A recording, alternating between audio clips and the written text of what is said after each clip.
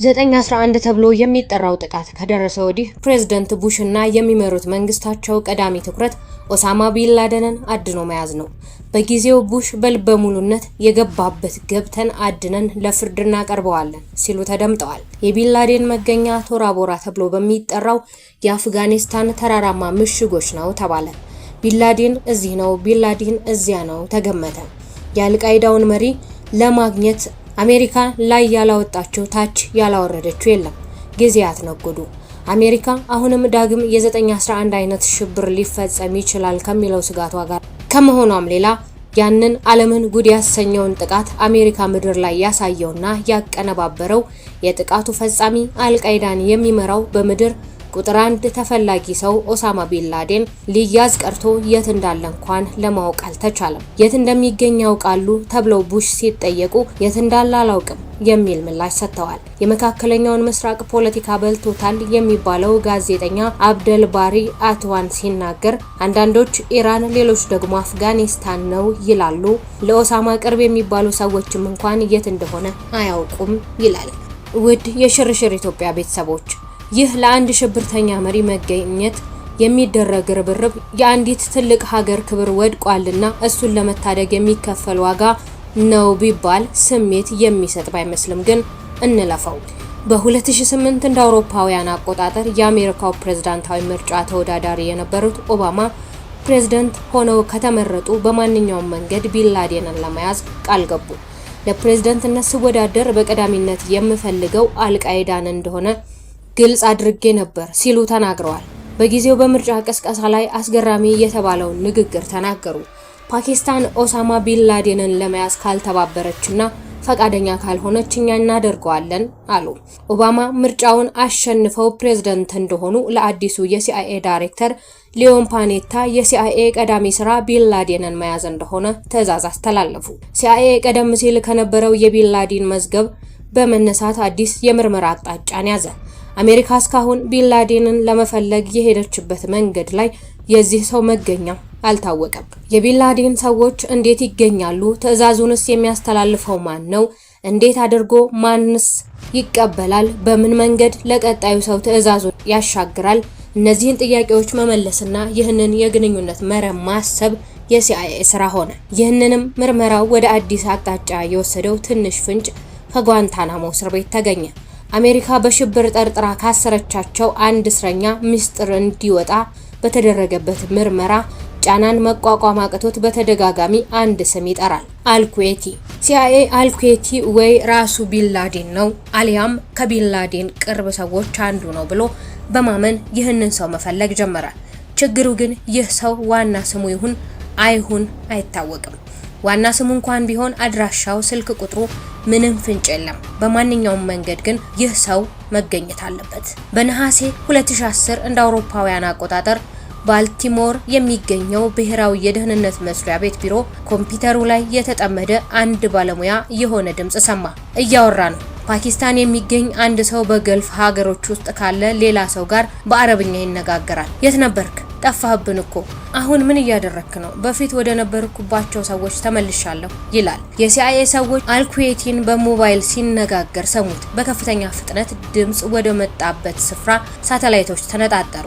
ሰው አልባዎቹ ትናንሽ አውሮፕላኖች መረጃዎችን እየለቀሙ ለሲአይኤ የሚልኩ መሳሪያዎችን ታጥቀው ከፓኪስታን ራዳር እይታ ውጪ ሆነው ይህንን ሰው መከታተል ያዙ። ኩዌቲ በሲአይኤ ዘ ቢስት ኦፍ ካንዳሃር በሚል የኮድ ስም መጠራት ጀመረ። በቢሮ የሚገኙ ሰዎች ከስፍራው የሚላከውን መረጃ እየተከታተሉ ነው። አሁን ኩዌቲ እይታቸው ውስጥ ገብቷል። ተሽከርካሪው መንገዱን ተያይዞ ወደ አፍጋኒስታን ተራራዎች እንደሚሄድ ገምተዋል። የጉዞውን አቅጣጫ ሲያስተውሉ ተገረሙ። ከነሱ ግምት ውጪ የፓኪስታን ወታደራዊ ማሰልጠኛ ወደሚገኝበት አቦታባድ ነዳው። አይናቸውን ማመን አልቻሉም። ኩዌቲ ባለ 3 ፎቅ መኖሪያ ቤት በሚገኝበት አንድ ሰፊ ግቢ አስከፍቶ ገባ። ግቢው ለየት ያለ ነው። በግንብ ታጥሯል። አናቱ በሾሃማ ሽቦዎች ተጠቅልሏል። ኩዌቲ የቢንላደን መልእክተኛ ሊሆን ይችላል? ይህስ ግቢ የኦሳማ ቢንላደን መደበቂያ ይሆን? ዋሽንግተን እነዚህ ጥያቄዎች እየተጠየቁ ነው። ዕለተ አርብ ሴፕቴምበር 10 ቀን 2010 እንደ አውሮፓውያን አቆጣጠር የሲአይኤ ዳይሬክተር ሊዮን ፓኔታ ለፕሬዝዳንት ኦባማ ረዳቶቻቸው ሁኔታውን ለመግለጽ በዋይት ሃውስ ተገኝተዋል። ሊዮን ወደ ቢሮው መጣና ሚስተር ፕሬዝዳንት ይህ ቀዳሚው ስራችን እንዲሆን መፈለገውን ነግረውኝ ነበር። እናም የቢንላዲን መልእክተኛ የሆነውን ሰው ለመጀመሪያ ጊዜ አስሰን የት እንዳለ ደርሰንበታል አላቸው። ሲአይኤ በታሪኩ በዋጋቸው ውድ የሚባሉ የስለላ መሳሪያዎችን በማስታጠቅ ፓኪስታናዊ መልእክተኛ ያላቸውንና ኡርዱ ቋንቋ የሚናገሩ ሰላዮችን አቦታባድ በሚገኘው ቤት ዙሪያ አሰማራቸው።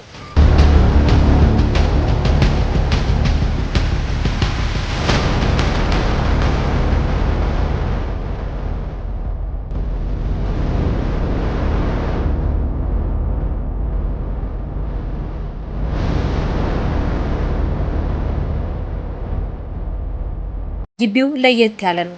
እንደ አካባቢው ነዋሪዎች ቤት አይመስልም። እርግጥ ነው ሰዎች ይኖሩበታል፣ ሰዎች ይገባሉ፣ ሰዎች ይወጣሉ። ሰው የማይፈልግበት ግቢ ይመስላል። ወደ ግቢው ማንና ማን ይገባል? ማንስ ይወጣል? እነማን ይኖራሉ? ቀን ሆነ ምሽት ለ24 ሰዓታት የግቢው እያንዳንዱ እንቅስቃሴ በስለላ ተጠና። ኩዌቲና ወንድሙ ከነቤተሰቦቻቸው ግቢ ውስጥ መኖራቸውን አረጋገጡ። ምርጥ መኪናዎችን ይይዛሉ፣ ስለዚህ ገንዘብ አላቸው። ቤቱ ግን ስልክም ሆነ የኢንተርኔት ግንኙነት የለውም። በግቢው ለምግብ የሚሆኑ አትክልቶችን ያሳድጋሉ፣ እንስሳትንም ያረባሉ። የማይጠቅሙ ያሉትን ቆሻሻ እዚያው ያቃጥሉታል። አሜሪካውያኑ በዚህ ግቢ የሆነ ነገር አለ ብለው ጠርጥረዋል። ግን ፓኪስታናውያን ወታደሮች በበዙበት በዚህ ስፍራ ተጨማሪ ነገር ማድረግ አይችሉም፣ አደጋ አለውና። አንድ ቀን ኩዌቲ መኪናውን ይዞ ሲመጣ ተከተሉት። በሄደበት መንገድ ሁሉ እየተፈራረቁ እሱ ሳያውቅ ተከታተሉት። በርካታ ኪሎ ሜትሮችን አቋርጦ አንድ ስልክ ደወለ። በሚኖርበት ቤት አቅራቢያ ኢንተርኔት ካፌ ቢኖርም የኢንተርኔት ካፌ ፍለጋ የግማሽ ቀን መንገድ አቋርጦ ይሄዳል። አንዴ የገባበትን የኢንተርኔት ካፌ ድጋሚ አይጎበኘውም። የሚፈልገውን ሰርቶ በራሱ ሜሞሪ ካርድ ላይ ገልብጦ ኮምፒውተሩ ላይ የሰፈረውን ሙልጭ አድርጎ ያጠፋዋል። ይህ ከፍተኛ ጥንቃቄ ለሲአይኤ ይህ ሰው በእርግጥም ከዋናዎቹ የአልቃይዳ ሰዎች የአንዱ አይንና ጆሮ ነው የሚለውን ጥርጣሬያቸውን አጎላው። ግን የትኛው የአልቃይዳ መሪ? በቤታቸው አቅራቢያ የሚጫወቱ ፓኪስታናውያን ህፃናት ኳስ ወደ ግቢው ሲገባባቸው አልኩዌቲና ወንድሙ በር ከፍተው ህፃናቱን ያነጋግራሉ። ኳስ ገብቶብን ነው ሲሏቸው ኳስ የለም እንኩ ሌላ ግዙና ተጫወቱ ብለው ገንዘብ ይሰጧቸዋል እንጂ ኳሱን አይመልሱላቸውም። ይልቁንም ኳሱን ያቃጥሉታል። የሲአይኤ ሰዎች ይህን ሁሉ በጥንቃቄ ይከታተላሉ። በቤቱ 3ኛ ፎቅ ላይ የሚኖረው ሰው ግን ከሌሎቹ በበለጠ ተደብቆ መኖሩን ይጠረጥራሉ። ግቢው ውስጥ የሚኖሩ ሰዎች ወደ ገበያ፣ ልጆች ወደ ትምህርት ቤት ያለመሄዳቸው ነገር ጥያቄ ውስጥ ይገባል። በ3ኛ ፎቅ ላይ የሚኖረው ሰው በጣም አልፎ አልፎ በግቢው አትክልቶች መካከል ይንሸራሸራል እንጂ እንደ አልኩዌቲና ወንድሙ በፍጹም ወደ ውጭ ወጥቶ አያውቅም። ድሮን የሚባሉት ትንንሽ ሰው አልባዎቹ አውሮፕላኖች፣ ሳተላይቶችም ሆኑ በስፍራው ያሉት ቃኞች ሁሉም ትኩረታቸውን እዚህ ሰው ላይ አነጣጠሩ። ዘፔሰር የሚል ስም አወጡለት። ይህ ሰው ኦሳማ ቢንላዲን ሊሆን ይችላል፣ ግን እንዴት ያረጋግጡ? ቢንላዲን የፊት ገጽታውን ሊቀይር ይችላል ተብሎ ይጠረጠራል። ሊቀይር የማይችለው ቁመቱን ነው። 1 ሜትር ከ92 ሴንቲሜትር የሚረዝም ቁመቱን በግቢው ሲዘዋወር በሳተላይትና በአቅራቢያቸው ካሉ የሲአይኤ ሰዎች በተወሰደ ፎቶግራፍ አረማመዱን ከጥላውና ከፀሐይ አቅጣጫ ጋር በመለካት የዚህ ሰውና የቢንላዲን ቁመት ይገጥማል ወይስ ይለያያል ብለው ማስላትን ተያያዙት። የፎቶግራፍ ማመሳከሪያዎች ውጤት ተገኘ፣ ማች ፋውንድድ። ነገር ግን የዲኤንኤ ምርመራ ውጤት ገና 8 ሰዓት ይፈጃል። ማክሰኞ ሴፕቴምበር 14 ቀን 2010 የሲአይኤ ሰዎች መረጃውን አጠናቅረው ያገኙትን ለፕሬዝዳንት ኦባማ ቀረቡላቸው። ኦባማ ጉዳዩን ካጤኑ በኋላ እሺ መልካም፣ ያቀረባችሁትን ተረድቻለሁ። ታዲያ ይህንን ሰው ለመያዝ ምን ማድረግ ይኖርብናል? ጠየቁ። በመጨረሻም የአሜሪካ የስለላ ድርጅት ግቢው ላይ በምን መንገድ ጥቃት መፈጸም እንደሚችል አማራጭ ሐሳቦችን እንዲያቀርብ ትዕዛዝ አስተላለፉ። የሲአይኤው አለቃ ሊዮን ፓኔታ ወዲያውኑ ጆይንት ስፔሻል ኦፕሬሽን ኮማንዶ የሚባለውን የአሜሪካ ምርጥ ኃይሎችን የያዘ ተቋም አነጋገሩ። በስራውም በጣም ምስጉን ከሆነ አድሚራል ማክሬቨን ጋር ተወያዩና የደረሱበትን መረጃ ሰጡት። በምን መንገድ ጥቃት መፈጸም እንደሚቻል መከሩ። የመጀመሪያው አማራጭ ከፓኪስታን የደህንነት መስሪያ ቤት ጋር በመተባበር ሰውየውን ይዞ በቁጥጥር ስር ማዋል። ይሄኛውን አማራጭ አልተቀበሉትም። የፓኪስታን ጉዳይ ለአሜሪካ ራስ ምታት ነው። በሆነ ጊዜ የአሜሪካ ወዳጅ ሆና ትተባበራለች፣ ሌላ ጊዜ ደግሞ እምቢ ትላለች። ፓኪስታን ፍሬንድ ሚ ወይንም ፍሬንድ ኤንድ ኢነሚ እንደማለት ያለች ሀገር ናት። ሁለተኛው አማራጭ በአየር ላይ በቢ52 ተዋጊ ጀት ቦምብ ጥሎ ወይንም በክሩዝ ሚሳኤል ህንፃውን ማጋየት። ይሄ ደግሞ ምናልባት ቤቱ ውስጥ ለውጥ የማምጫ ዘዴ ካለው ሙሉ ለሙሉ ከነሰው መሰረቱ ለማናጋት 907 ኪሎ ግራም የሚመዝኑ 32 ያክል ፈንጂዎችን መጠቀም ግድ ይላል። ይህንን ያክል ጥቃት መሰንዘር ደግሞ ሰላማዊ ዜጎች በፍንዳታው እንደማይሞቱ ዋስትና አይሰጥም። በዚያ ላይ ደግሞ የሞቱ ሰዎች ማንነትን ከጥቃቱ በኋላ ለማወቅ አያስችልም። ሶስተኛው አማራጭ ምርጥ የተባሉ ኮማንዶዎች ፓኪስታን ምድር ገብተው ወደ ግቢው በመዝለቅ ጥቃት እንዲፈጽሙ ማድረግ ነው። ይሄኛው አማራጭ ደግሞ በጣም ያስፈራል። አሜሪካውያኑ ፖለቲከኞች በሶማሊያ ሞቃዲሾ የአሜሪካውያን አስከሬን መንገድ ለመንገድ ሲጎተት አሜሪካውያን ታጋቾችን ለማስለቀቅ ተሞክሮ ያልተሳካውን የኢራን ኦፕሬሽን በጊዜው ፕሬዝዳንት ጂሚ ካርተር ይቅር በሉኝ ለሆነው ሁሉ ኃላፊነቱ የኔ ነው የሚለው ንግግራቸውን ማንም አይረሳውም። ታዲያ ኦባማ ፕሬዝዳንትነታቸውን ጥያቄ ውስጥ የሚያስገባ ይህንን ውሳኔ እንዴት ይወስኑ? ኮማንዶአቸውን ከፓኪስታን እውቅና ውጪ ወደ ፓኪስታን እንዴት ይላኩ?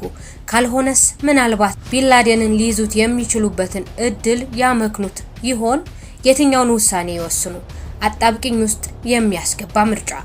ለማንኛውም ፕሬዝዳንት ኦባማ ያሉባቸውን 3 ምርጫዎች እያሰቡበት ለአድሚራል ማክሬቨን ኮማንዶዎቹ ልምምድ እንዲጀምሩ አዘዙ። ዘ ኔቪ ሴል ቲም ነምበር 6 የሚባሉትና አሜሪካ አሉኝ ብላ የምትኮራባቸው የጸረ ሽብር የኮማንዶ ስብስብ አቦታባድ ፓኪስታን ኦሳማ ቢንላዴን ይኖርበታል ተብሎ የተጠረጠረውን ቤት ሙሉ ለሙሉ አስመስለው ሰርተው እንዴት የፓኪስታንን አየር ጥሰው ከራዳር አምልጠው መብረር እንደሚችሉና ድምጽ ሳያሰሙ ይህንን ጥቃት መፈጸም እንደሚችሉ መለማመድ ጀመሩ። እሁድ ሜይ 1 ግንቦት 1 2011 ከምሽቱ 5 ሰዓት በፓኪስታን ሰዓት አቆጣጠር ቲም 6 የሚባለውን ቡድን የያዙ 2 ሄሊኮፕተሮች ወደ ፓኪስታን አቦታባድ መብረር ጀመሩ። ድምጾች ተቀነሱ። ግንኙነት በሚስጥራዊ የጽሑፍ መልእክት ብቻ እንዲሆን ታዘዘ። የፓኪስታን ራዳር አንድ ነገር ካየ ነገር አለቀ። ጉዞ ቀጠለ። ከሌሊቱ 6 ሰዓት ከ25 ደቂቃ ፓኪስታን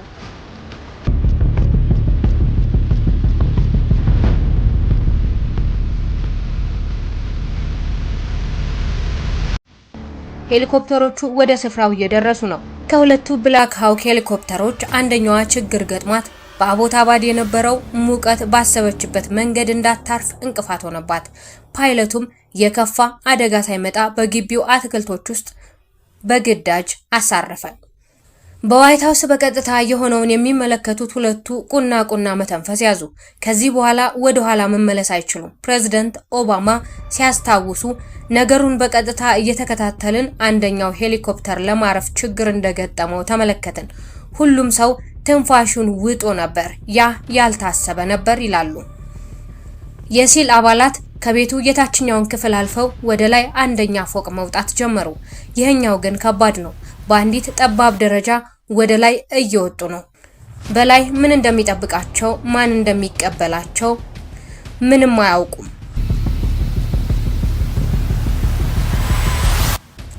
መሳሪያቸውን አነጣጥረው ወደ ላይ መውጣት ቀጠሉ። አንድ ሰው እየሮጠ ከደረጃው ሲወርድ አዩት። በጥይት ተቀበሉት። ወደቀ፣ ሞቷል።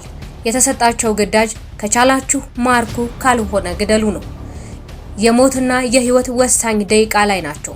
3ኛ ፎቅ ላይ ደረሱ። ከፊት የመጣው ወታደር አንድ ሰው እይታ ውስጥ ገባለት።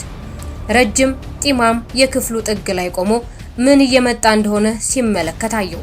ቢንላዴን ነው። በ10 ዓመት ውስጥ ለመጀመሪያ ጊዜ አሜሪካዊው ወታደርና ቢንላዴን ፊት ለፊት ተፋጠጡ። ተኮሰበት፣ ሸወደው። ወደ ውስጥ ወደ ክፍሉ ገባ። ወዲያውኑ ዋይት ሃውስ ሲቹዌሽን ሩም ከአድሚራል ማክሬቨን አንድ ድምጽ ተሰማ። ኮንፊርምድ የሚል ተረጋግጧል። ቤቱ ውስጥ ቢንላዴን መኖሩን እርግጠኛ ሆኑ። በዚያ ኦፕሬሽን ለቢንላዴን የተሰጠው የምስጢር ስም ጀርሚኖ በቤቱ መኖሩን አረጋገጡ። 2 የሲል አባላት ቢንላዴንን ተከታትለው ወደ ክፍሉ ገቡ። አንዲት ሴት እየጮኸች ወደ እነሱ ተንደረደረች። የመናዊት ሚስቱ አማል ናት። እግሯ ላይ ተኩሰው ጣሏት። አሁን ከቢንላዴን ጋር ፊት ለፊት ተፋጠጡ። ምንም አልያዘም። አማል አሁንም ጮኸች፣ ተኮሱባት፣ ወደቀች። አሜሪካን ያንቀጠቀጠ ከማንም በፊት በቀዳሚነት ለ10 ዓመታት ያሳደደችው ቁጥር 1 ተፈላጊ ሰው የአልቃይዳው መሪ ኦሳማ ቢንላዴን በዚህ ክፍል ድጋሜ ላይነሳ ወደቀ፣ ህይወቱ አለፈ።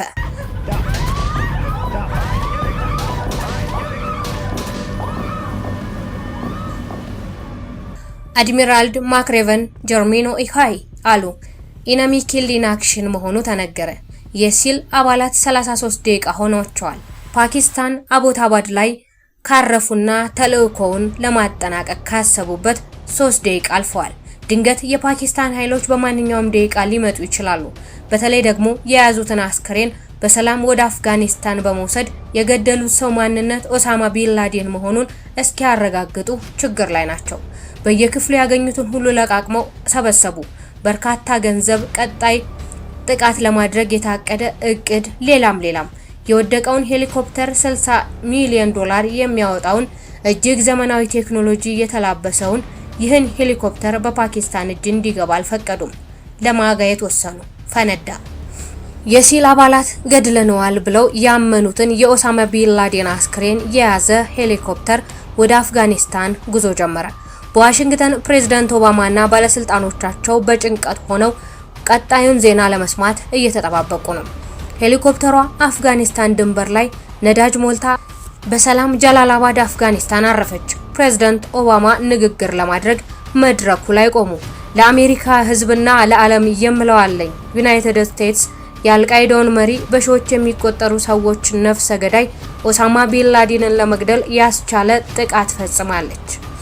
አነስተኛ የአሜሪካውያን አባላትን ያካተተው ቡድን በሚያስደንቅ ጀግንነትና ብቃት ዛሬ ለሀገራችን ድል ለአልቃይዳ ሽንፈት ወሳኙን ምዕራፍ አስመዝግቧል አሉ። አሜሪካውያን በምሽቱ በየስፍራው ደስታቸውን በጭፈራ መግለጽ ቀጠሉ። የዲኤንኤ ቴክኒሻኖች የተገደለው ሰው በትክክል ኦሳማ ቢንላዴን መሆኑን አረጋገጡ። በመጨረሻም በዋሽንግተን ሰዓት አቆጣጠር ከሌሊቱ 8 ሰዓት ቢንላዴን ከተገደለ 24 ሰዓት ሳይሞላው በአረቢያን ባህር ላይ አስከሬኑን ጣሉት። ለ10 ዓመታት አሜሪካ በቀዳሚነት ስታደነው የኖረችው ለ9/11 አስደንጋጭ ጥቃት ዋነኛው ሰው የአልቃይዳው መሪ ኦሳማ ቢንላዴን መጨረሻው ሆነ። አስከሬኑም በአረቢያን ባህር ጥልቅ ተጣለ፣ ተጠናቀቀ። እንዲህ የተበረበረችው አልቃይዳም ማጥቃት እንጂ መከላከል እንደማይሆንላት ተረጋገጠ። የኛን በዚህ አበቃን። የእናንተን ጻፉልን። ሰናይ ጊዜ እየተመኘን እንሰናበታለን።